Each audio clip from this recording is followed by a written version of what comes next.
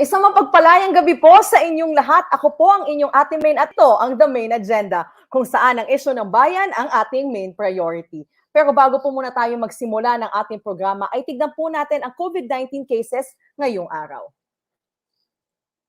Ngayon nga po ay September 21, 2021, kung saan nga po ang 49th anniversary ng martial law, kung saan dapat po nating tandaan na hashtag never again, hashtag never forget.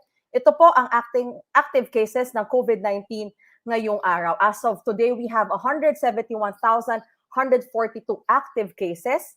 At ang total na po, it brings a total of 2,401,916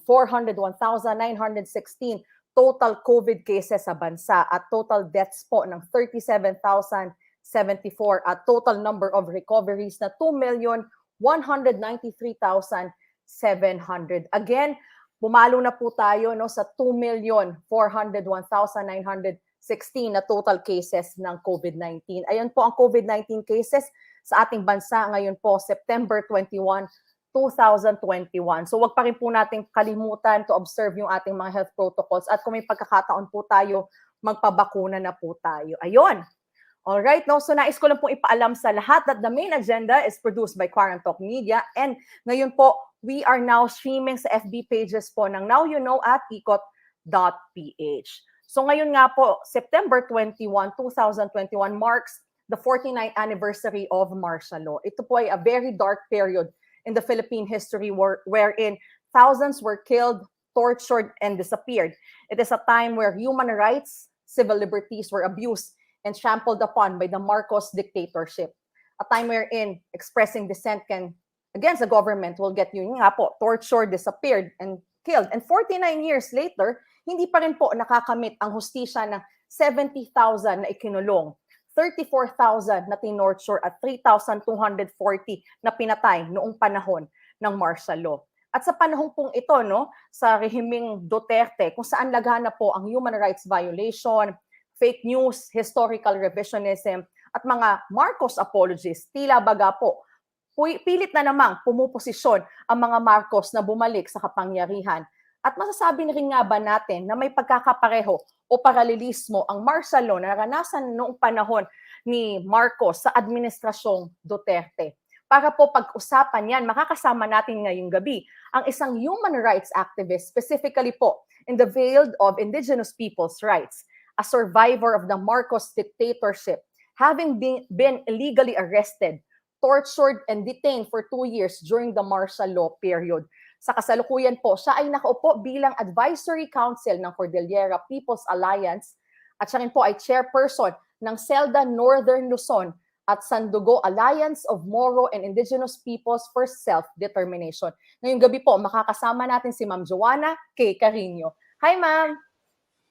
Hello, Jermaine. Good evening. Good evening po, ma'am. And thank you once again po sa pagsama sa atin ngayong September 21 na makabuluhan pong araw na kailangan natin hindi makalimutan talaga at pag-usapan po.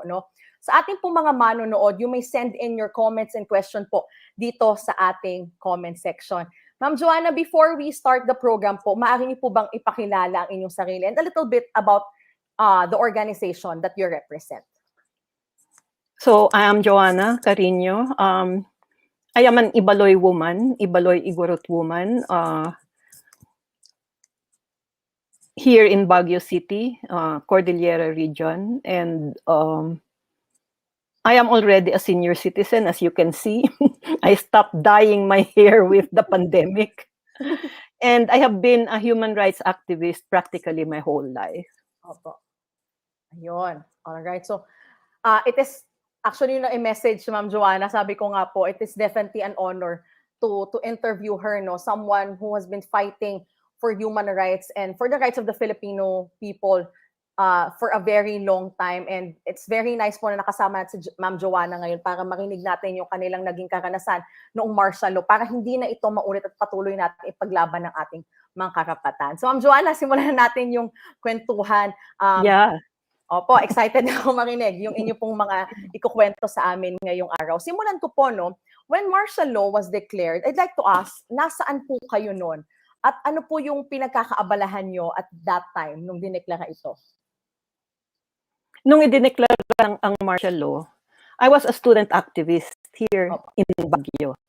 So I was a student at the University of the Philippines, Baguio. And in the years before martial law, kasi there was an economic and political crisis in the years right before martial law. So dumadami ang nagproprotesta, lumalabas sa Opo. kalye. And it is in the nature of youthful idealism. Siyempre, I was still so young then. You know, it's in the nature of youthful idealism to seek answers and Right. solutions to work for a better society, especially as Philippine society then was beset with problems. And therefore, at that time, right before martial law, the Filipino youth came out in their thousands, tens of thousands, demanding system change. I was among them Those then students po. as a young student at UP Baguio. Opo. Pero also, to bring it to a wider context, there are 8 of us siblings in the family. And at that time, previous to martial law, 5 of us, the 5 eldest in the family, were already activists. Activists. Even Opo. before martial law. Yes. Opo. So talaga pong you can say talaga na even yung nga, the declaration of martial law ay prior to that, madami na po talaga mga hindi kaaya-ayang nagaganap. Kaya ang dami ng mga estudyante po talaga ang lumabas para mag-alsa, no, and express their dissent sa rehimeng Marcos at that time.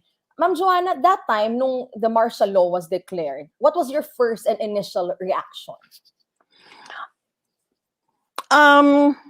You know, 1 year before martial law was declared, the writ of habeas corpus was suspended. He had suspended the writ of habeas corpus in August of 1971. And during the suspension of the writ of the habeas corpus, there were already activists who were, some were disappeared, but some were already imprisoned. And my younger sister, Georgie, she had just graduated from Philippine Science High School then. She was among 4 activists here in Baguio who suddenly did not arrive home that night. And so we were looking for them all over, only to learn in the following days that they were already in Camp Crame. She was only 16 years old at that time.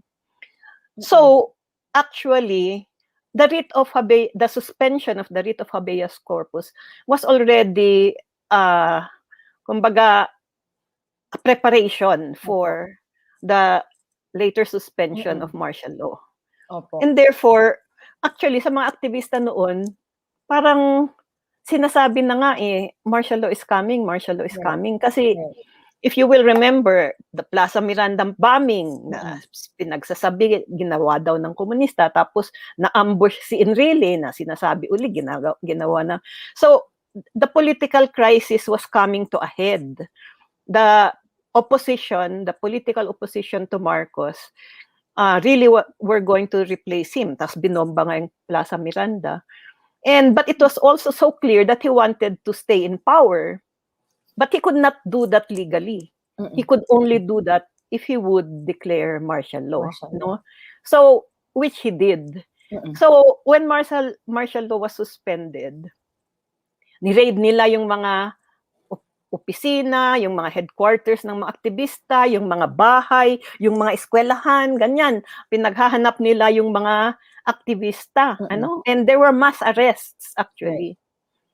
Pero shortly before martial law, some military men, I think, called up our father, my dad, telling him, ilamang man dagita anak mo, or that's in Ilocano, you'd better hide your children because martial law is coming, because nga there were so many of us activists in the family, and actually our house then was like a headquarters for activists in Baguio. No?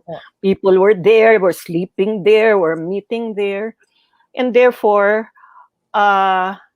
we had to look for places to hide, or no, to keep ourselves safe, so that we would not be included in the mass arrests. No? And therefore, in the initial dragnet of mass arrests, and here in Baguio, ang dami-dami talaga, punong-puno yung Camp Allen at saka yung Camp Dangwa. there was no place to put them, and therefore they had to put parachutes because they were out in the open air. So there were mass arrests, pero kaming mga magkakapatid, hindi kami nasama in the first round of mass arrests because and not only us, also some, you had to be prepared, you had to have a place where you could sidestep or leave the place and try to do some work elsewhere, etc. But of course, marami talaga ang naaresto. And then, in fact, some of the activists here in Baguio, naaresto sila, then for a few months, and then na-release sila. And then mamaya, gumagawa na naman ng manifesto, dinidistribute na naman sa Baguio Cathedral, di ma-aresto uli. You know, there are some activists here who are arrested twice or 3 times, even 4 times, no? Ganyan yung nangyari noon. Pero we knew that martial law was coming. No, I mean, we knew that martial law was coming. It was really, I mean, you could see the signs.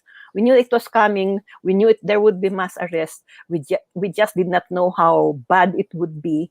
But we knew that activists had to prepare to adjust to a difficult situation, had to be ready to sacrifice, and had to prepare for hard struggle. Opo. Ma'am, ang talagang napakatingkad po dun sa sinabi nyo na despite the fact that you knew that martial law was coming, hindi kayo natakot. Kahit kayo in a safe place, tuloy-tuloy yung trabaho. Nabanggit nyo nga po na ilang mga aktivista, 2-3 beses na naaresto, pero hindi sila natatakot. Ano po kaya yung nagpapaalab doon sa puso nyo at sa inyong kagustuhan na ipatuloy yung paglaban?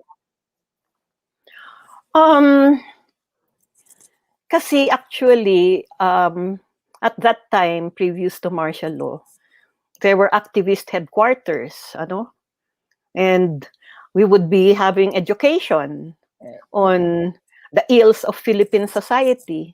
But not only that type of education, activists were actually developing a value system. What were the slogans? Paglingkuran ang sambayanan. Serve the people. So parang ito yung nade-develop, no, na value system. So there is a value system that was being developed among the activists through the process of your pagpapanday, kumbaga. You go to the picket lines, you see the state of the workers. We went to the barricades of the market vendors because they were going to be demolished, etc. And then you may have come from comfortable homes, but there was this program of basic masses integration where you went and lived with the underprivileged and the marginalized to learn that situation. And naikintal actually yung paglingkuran ang sambayanan. Serve the people. Serve the people. Napakaganda po na sinabi niyo, ma'am, na talagang tagos sa puso po. At sana yung mga manonood, no, kumintal din sa kanila yung sinabi niyo po na patuloy natin paglingkuran yung bayan. Ma'am, you mentioned na marami po during the basic mass integration that you did, maraming mga naghihirap. Nais ko pong idikit ito doon sa katanungan ko na sabi po kasi nila, nung panahon ng martial law, napakaganda, panahon ng Marcos, walang naghihirap. Ano pong masasabi? Ay, hindi yan totoo. Siyempre, hindi naman yan totoo. In fact, the figures for the data for poverty during the martial law regime was 49%. No? And then, after martial law was declared, and then we had to go underground. Kasi there is no other recourse. So that's why many went underground. Many even joined the New People's Army. Kasi otherwise nga, makukulong ka, matutorture ka, mamamatay ka, etc. And for those who, like you had to adjust your methods of work at ganun nga. So I went to the provinces. I lived with peasant families, with workers' families, and poverty was really I mean, talagang grabe yung poverty. I do Poverty. not know what they say when they say that it is a golden age. Kasi hindi ko naman yan nakita. Ano? Mm-mm. Opo. Ma'am, I hate to ask you this po, no? Pero ano po yung inyo po yung naging personal na karanasan? Per our research po, and kayo po ay nakulong, no? During the martial law era. How was that experience, if you may share to us po? If you're comfortable with it po. Actually, I talk about this because we have to share this so that the people will know the Yes. truth, no? So, in June of 1974, the room where my younger sister Georgie, she was the one who was detained nung suspension of the writ of habeas corpus. So we were together. And the room that we were staying in was raided midnight ng gabi. Biglang katok-katok ganyan, we were raided. Tapos ang dami nilang military, kakatakot. And so they started, slapping us, beating us around, And then, like, I had to be already preparing myself. I think, my God, they can kill us, they can rape us, etc. Ganyan. Anything can happen. And then they took us. Kasi this was in Pangasinan. And then they took us to somewhere near, I think, Lingayen Beach, because there was what do you call that ba? Yung kiosk, a concrete kiosk. So they were questioning us and, of course, harassing us and, slapping us. And then they took us to a safe house. And this is where it's very dangerous, because that's where they do the torture, actually, in the safe house. And the torture that we suffered was electric shock, the main form. They would put wires here in your thumbs and in your big toes. Actually, for the men, they would put it in their penis, and for some women, they would put it in their nipples. But for us, they did it in our thumbs and big toes. Then there's a crank, which they will, it's like a crank, and the more they do that, then the voltage will shoot throughout your whole body, and you're really, wreathing in pain like that, screaming, and in sweating and everything. And they would do that to my sister and have me watch. Then they would do that to me and have my sister watch. And we were in that safe house for, we don't even know how many days, 2 or 3 days. They wouldn't let us, we could hardly sleep. They would not let us sleep. And then, after that torture in the safe house, we were finally committed after 2 or 3 days to the detention center in Campo Olivas. So when you are committed to a detention center, parang dokumentado ka na, kumbaga, you're listed somewhere, ganun. Because while you're in a safe house, like, nobody knows where you are or what's being done to you or whatever. And then when we were already in Camp Olivas, we weren't put in the detention center. We were kept in a room in the intelligence office. My sister and I kept in a room in the intelligence office. And then when we went to the detention center, you're supposed to undergo a physical exam. So we went to they were brought. So we were showing the doctor, you look at the burn marks here, kasi andyan pa naman kung saan here. But they wouldn't look, they would just sign you as in good health or something like that. But shortly after that, I got sick with hepatitis something, which I really think was due to, to the wires and to the torture, But while we were in prison there in the room, in the intelligence office, torture was also being done. So it's not only in the safe houses, they were also doing this in Camp Olivas. We could see activists, they would be brought into that next room, and then we could hear the screams and the moans and the, sounds of torture. And because we were kept in the intelligence office, one day we saw a busload, more than a busload, of new political prisoners. Some of them could not walk. Some of them really had, extreme, injuries, etc., like that.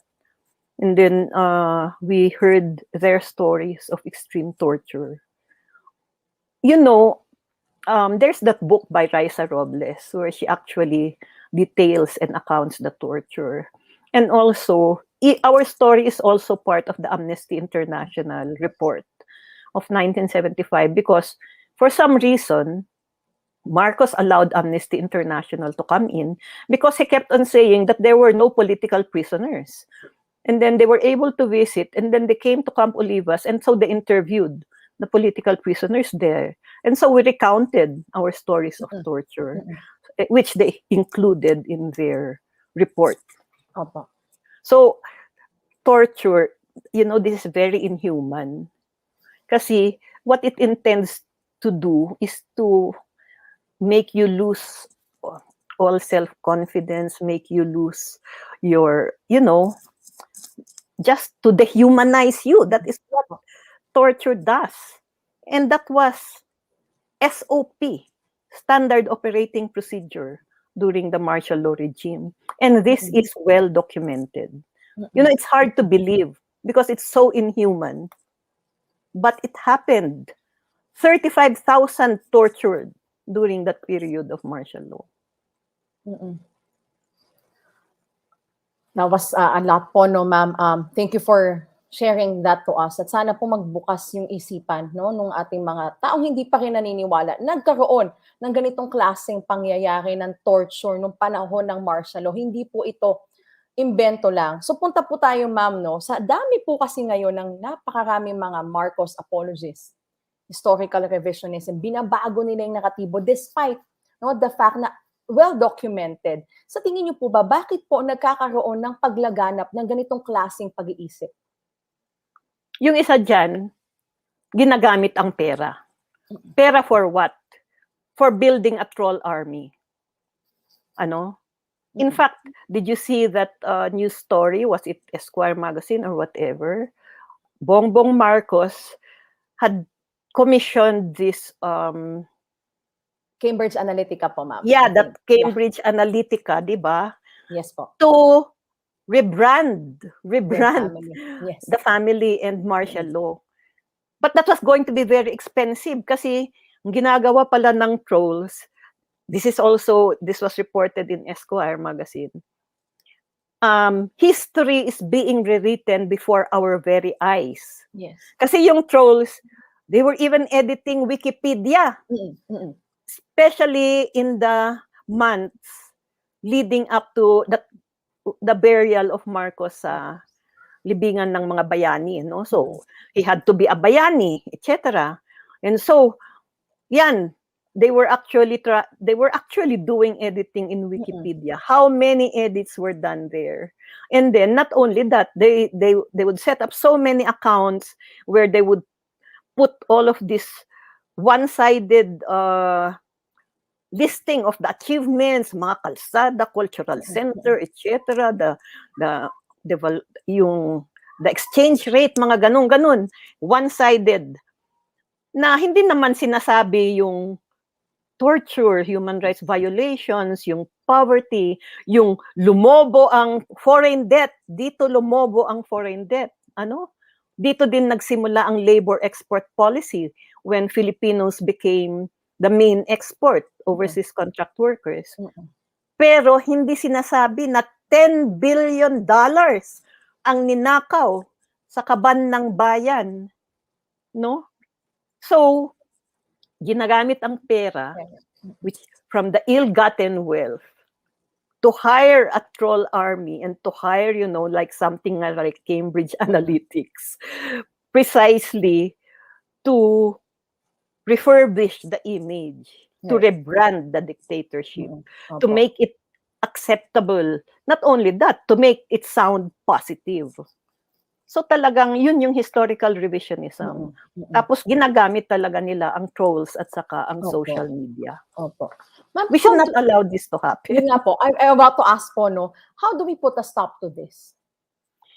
Yung isa kasing malaking problema, hindi pa kasi nai-include sa curriculum Yes. at naituturo sa school ang katotohanan tungkol sa martial law. Right, I mean, human rights and martial law and the reality. Kasi this is naman very well documented. It's not as if nga gawa-gawang kwento lang ito. This is documented, but it is not being taught in the schools. And therefore, di ba, yung mga millennials, wala naman silang kaalam-alam sa martial law. Tapos, andyan sila sa social media. Tapos, nakikita na nila all of the positive, kasi ang dami-daming accounts ng mga troll army. All of the, pag kinakalat nila na ganito yung martial law, etc., etc. And therefore, kasi andyan sila sa social media, naniniwala naman na sila. Last night, on an aside, I was also invited for an online talk show. Pero this is with young people, millennials talaga, young people. Parang Philippine Scouts, amateur. Anyway, I was really surprised kasi they're so young. And then to start with, they were asked, what do you think of martial law? My goodness, so many of them really said, maganda, kasi may disiplina, maraming kalsada, infrastructure. Saan nila yun nakuha? Talagang yan yung ikinakalat ng troll army. Kailangan po talaga ma'am, parang ng edukasyon, isama sa curriculum natin, Yes. yung tunay na nangyari noong panahon ng martial law. Ang dami naman pong resources, well documented, and yet bakit to lumalaganap yung ganitong historical revisionism. At ang dami pong Marcos apologists, and yun nga po recently, nagkaroon nga po ng interview with Bongbong Marcos. Ano po masasabi natin doon, ma'am, na parang he was painted in a different light, na parang ang nang sinasabi ay okay, parang wala namang nangyaring tawag dito, atrocities nung panahon ng kanyang ama, at binigyan pa ng platform. Dapat po ba natin bigyan ng platform yung mga ganitong klaseng, kagaya po nung panahon ni Marcos, kagaya po ni Bongbong, dapat po ba natin silang bigyan pa ng platform? Yung mahirap, the powerful, can always find the platform. Di ba? Kaya lang, precisely, if we look naman at yung naging reaction diyan sa interview na yan, precisely, it's just a one-sided presentation. And syempre, from their point of view, for a political agenda. Kasi clear naman that that's part already ng plano niyang magbalik sa Malacanang, ganyan. So, I mean, that's why it's very important to have educational activities like this. Kaya lang, hindi yan sapat talaga. It has to be institutionalized in the curriculum. Right. Kasi habang hindi yan itinuturo sa eskwelahan, talagang the young people, the millennials, where will they learn about martial law? Social media lang po, no? Exactly. Social media, na andyan nga yung troll army. So, talagang it has to be institutionalized. Ngayon, this is so funny in the Philippines, di ba?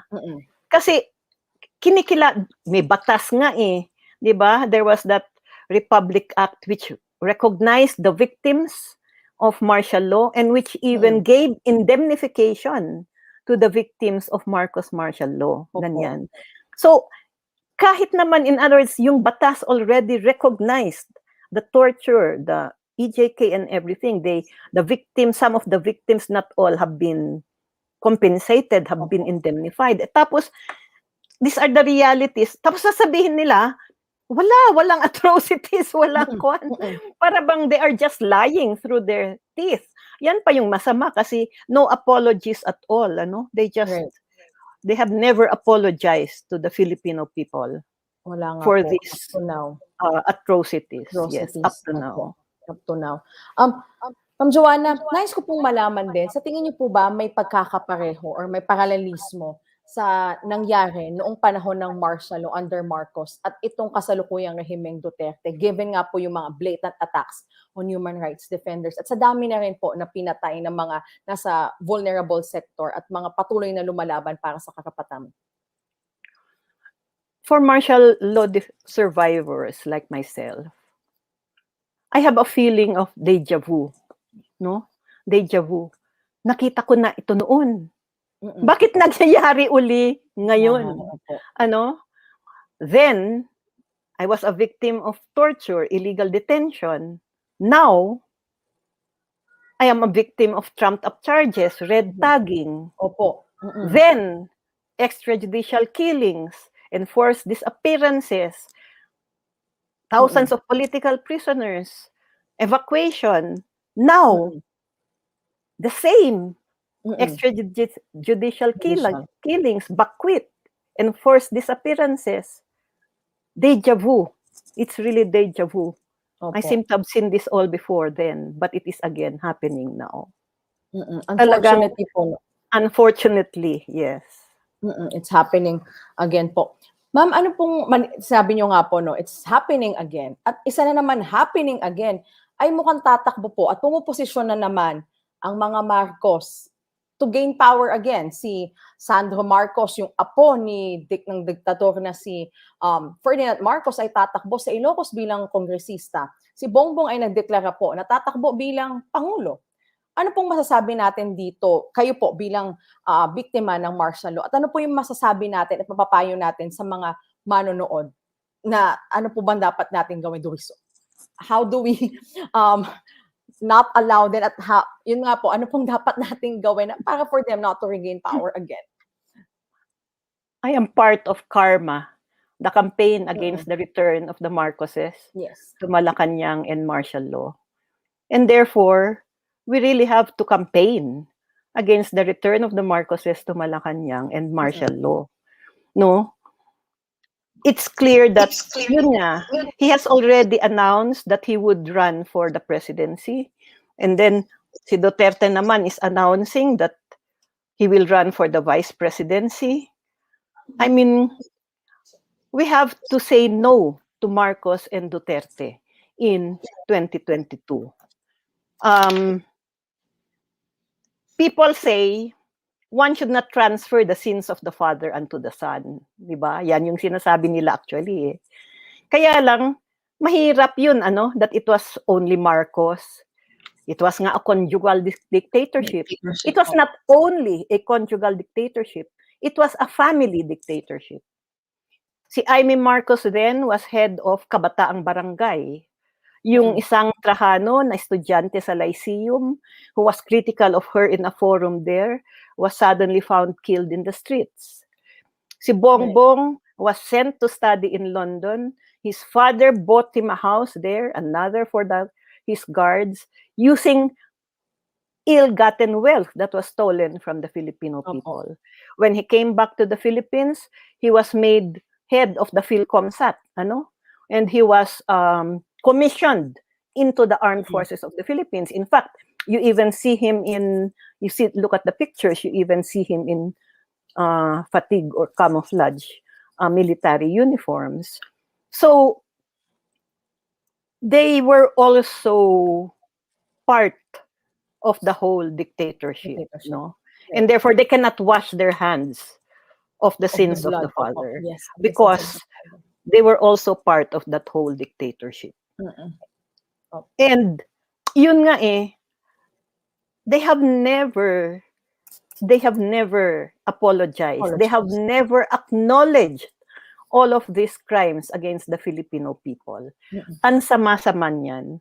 And therefore, we really have to educate. We really have to continue educating the people and manawagan tayo talaga na no to Marcos Duterte in 2022. And baka importante din na manawagan tayo sa kabataan. Kasi actually, isang major venue ngayon is really social media. So, they have a troll army na bayaran. Tayong mga aktivista, lalo na kayong mga kabataang aktivista na marunong naman dyan sa social media, we also have to build our own troll army para sabayan at mag-tit for tat talaga dyan sa lahat na sinungaling at fake news na ikinakalat sa social media. Tawagin po natin, Ma'am Joanna, na Truth Army naman tayo, di ba? Oo. Oo, Truth yes. Army naman, Truth yeah. Army. Truth Army versus the Troll Troll Army. Army, Yeah, yes. Opo. we have Kailangan to natin build that. We have to build Opo. that. Education based on facts and evidence-based po talaga dapat, no? Which is ang dami nga ulit, no, na sources naman na available natin, no? Kailangan lang talaga na hamigin natin yung mga iba pa na hindi naniniwala dito at medyo may doubt pa. Kailangan natin silang i-educate. Magbasa lang po muna tayo, Ma'am Joanna, ng ilan pong comments mula po sa ating mga manonood. Simulan po natin kay Junjun JDT. Sabi niya, never ever again, talaga may ever, never ever again to martial law. Mula naman po sa CHD, CB, HP, no to historical revisionism. Marcos, no hero, never again. May isa rin po tayong comment mula nga po sa Karma. Basahin po muna natin yung isang comment po from Karma. Ang sabi nga po ay hashtag no Duterte Marcos 2022. At meron po tayong katanungan po, Ma'am Joanna, no? Mula po kay Nika Rivera. Ang tanong po ni Nika ay, how do we fight the disinformation? Papaano po itatawid yung katotohanan sa mga taong hindi nire-recognize yung mga nangyaring atrocities noong martial law? Kasi madalas na nga pong nakakapagod na mag-engage sa kanila dahil sarado na yung isipan. Despite po the continuous education, paano kaya natin sila yun nga maitatawid at maihahamig doon sa katotohanan? Thank you, Nika, for the question. Yeah, it's really quite difficult. But I think education is really the key. But it cannot only be informal education through, venues like these fora. It has to be institutionalized in the official curriculum. And therefore, we really have to campaign to the Department of Education history teachers, this is what UP, or the Museum of Ateneo, this is what they're trying to do. We have to develop the curriculum on human rights and martial law, and it has to be institutionalized in the educational system. So that talagang maituro sa mamamayan. And therefore, that's not easy to do. What with an educational system that is under the control of, the present dispensation na kanyang idolo, he said, is Marcos. Pero we should persist in trying to have this institutionalized in the educational system, while we also persist in using all avenues, all venues, all fora. Kaya nga kahit ang tanda-tanda ko na, I am willing to speak na nga sa iba't ibang tipo ng events and occasion. Like this past week alone, ang dami-dami ko ng activities na dinaluhan. So we also have to use all of this. But really, it has to be institutionalized in the educational system. Pero very important yung kanina. Let us all make ourselves a truth army to counter the troll army that is spreading all of this disinformation, lies, and historical revisionism. Opo. Ma'am Joanna, may ilan pa po tayong tanong. However, sa ibang post po kasi siya lumabas. I'll read it to you na lang po. No? May tanong po si Gat Bautista. Ang tanong niya po, have you ever met a revisionist in person? And how did the conversation go?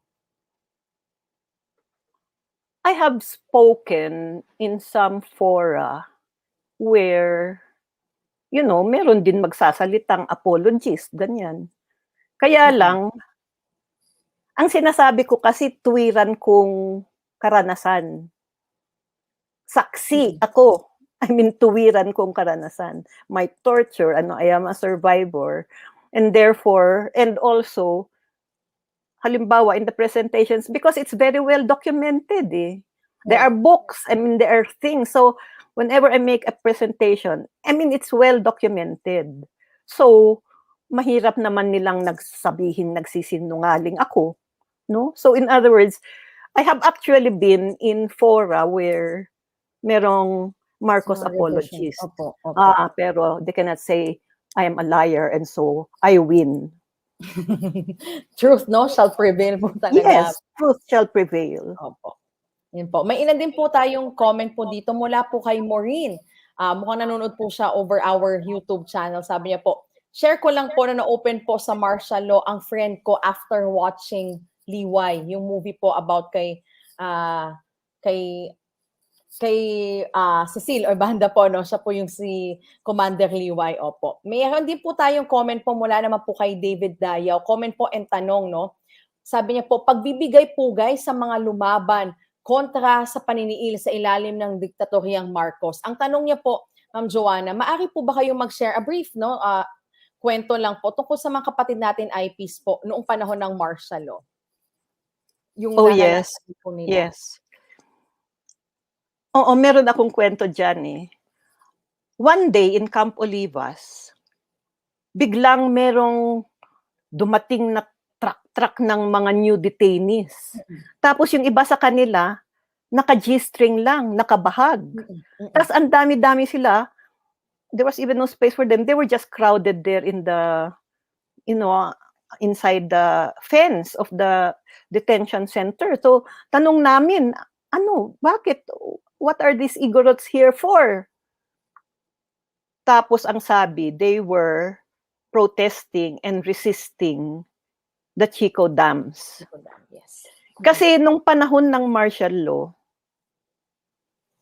yung isang flagship project ng diktador, magtayo ng 4 na mega dams across this Chico River through Mountain Province and Kalinga, 4, which would actually displace so many indigenous communities, mga katutubo, from their ancestral lands. Dito naman sa kabilang probinsya ng Abra, binigay naman ni Marcos yung 200,000 hectares of ancestral forest sa kanyang crony na sa Herminio de Sini for a logging and paper pulp concession. Nag-alsa ang mga katutubo. They used their traditional socio-political institution, the Peace Pact or Budong. They built unity across all of those villages that would be affected by the Chico River. Dinala si Manda Elizalde dun, the presidential assistant on national minorities. He did not succeed. Dinala nila yung andami-daming military to force the people to impose this development aggression upon the people. But the people used their indigenous practice of futad, which is total community mobilization of indigenous communities, men, women, and children, to resist the project. Hindi nila naitayo. World Bank funded project. This was early in the years of martial law, the darkest years of martial law. 74, 75, 76, nag-aalsa sa kabundukan ng Cordillera against the Chico Dams. Hindi nila naitayo. At kahit yung Cellufield Resources Corporation. That was indigenous people's power, stop development aggression before people power sa EDSA ay pinatalsik ang diktador. Pinapractice na po talaga ng ating mga kapatid na katutubo, no, na makikita din po natin hindi lang yung human rights ang tinrampol upon ng rehimeng Marcos, kundi pati yung environmental natin, no, at yung cultural as well, yes. No, sa nais po nilang gawin na development aggression kasi marami nga daw po, sabi nyo nga po, ang madi-displace ng mga indigenous peoples. Magbasa lang din po ako ng ilang comments po, no, mula po kay Marcos San Gabriel. Ang sabi niya po, I think one of the reasons why revisionism works is because it creates an illusion and pride of what we allegedly were and what we could have been. Pinoy pride can sometimes speak to being toxic. Dagdag niya pa, human rights and martial law remain trivial in basic education. Narratives, analysis, and critical thinking is not necessarily integrated. We need to support teachers and implementers to institutionalize the study of martial law in the Philippines and other concepts such as human rights and the roles of the state. Ayun nga po, sinusugan niya po yung sinabi niyo po kanina, Ma'am Joanna, na kailangan talaga institutionalize natin yung ganitong pag-aaral tungkol sa martial law, human rights sa ating mga curriculum po. Ma'am Joanna, bago po tayo magtapos dito sa ating napakayabong na naging discussion at ang dami po natin na ito, tiyak po yung ating mga manonood gayon din po, no? Meron po ba kayong closing message or parting words po sa ating mga manonood, lalo na po sa mga patuloy na lumalaban po sa karapatang pantao at patuloy na nilalaban na hindi na po maulit ang martial law? Let us always remember the horrors of martial law. We should never forget. And so we remember and spread the remembering by speaking in various fora such as this. Let us persist in building the critical mass and the broadest united front against tyranny and dictatorship, which was able to oust the dictatorship then, even as we seek to replace the dictator now. And we should always hold on to the timeless slogans of that period. Makibaka, wag matakot. Be resolute, fear no sacrifice, and surmount every difficulty to win victory. Justice for all victims of human rights violations. Never again to martial law. No, Duterte Marcos in 2022. Thank you po, Ma'am Joanna. Maraming salamat po sa pagsama niyo sa amin ngayong gabi. At ipagpapatuloy po namin ng mga bata aktivista ang paglaban niyo po upang hindi na po maulit ang martial law. Never again, never forget. Thank you again, Ma'am Joanna. Have a Thank great you night also po. for this opportunity to share my story. Thank you. Thank you so much. Isa po kayong inspirasyon sa aming lahat. Thank you po. Yun nga po, no, nakasama nga po natin ngayong gabi po si Ma'am Joanna Cariño ng Cordillera People's Alliance at isa nga din pong martial law survivor kung saan nga po siya itinorture at nakulong ng 2 taon. Sa maganda po nating usapan, no, na almost 1 hour po with Ma'am Joanna, nalaman po natin yung mga atrocities na naranasan niya. At hindi lamang po siya, pati rin po yung kanyang mga kapatid, yung mga kasama nila sa kilusan. At hindi po joke ito, no, hindi siya imahinasyon, yung mga naging ginawang pagpatay, pagtorture sa mga lumalaban against sa dictatorship ng Marcos.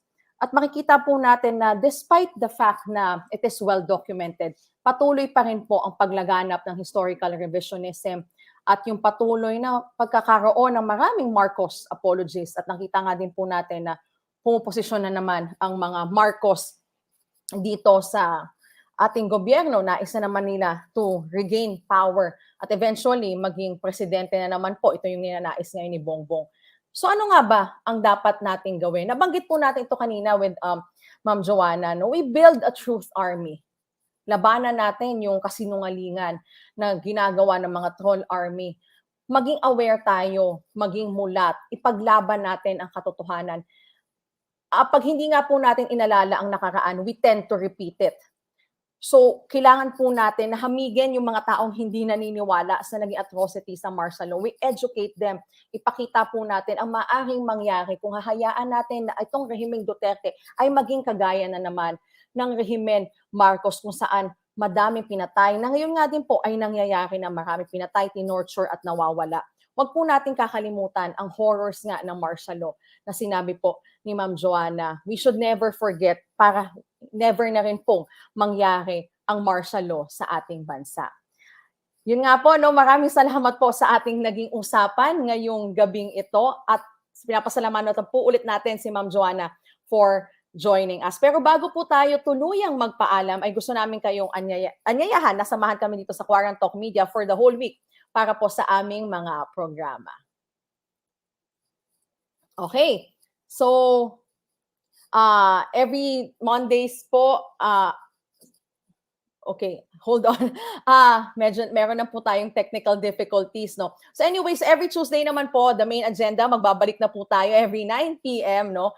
And then we still have Cutie Earth with Rodney Galicia at 9 p.m. Every Thursdays naman po, 9 p.m. po, Throwback Kasaysayan with Professor Gio Giang. And every Fridays naman po ay yung ating SDG Tambayan with 2030 Youth Force. And meron pa rin po tayong mga new shows. I-check out nyo lang po ang ating social media channels dito po sa Quarantalk Media. Muli ako po ang inyong Ate Maine and you may follow me on my social media accounts. For Facebook, it's Jermaine Halandoni Deruna. For Instagram, and it's at Jermaine Halandoni Deruna. And on Twitter, it's at Jermaine J. Deruna. So you may reach me po on those accounts and feel free po to suggest kung ano pa ang nais niyo pong pag-usapan. The Maine Agenda po is produced by Quarantalk Media and we are now streaming po sa Facebook pages ng Now You Know at ikot.ph. So kita-kita po ulit tayo sa susunod na Tuesday kung saan po ang issue ng bayan ang ating main priority. Ito po ang The Maine Agenda.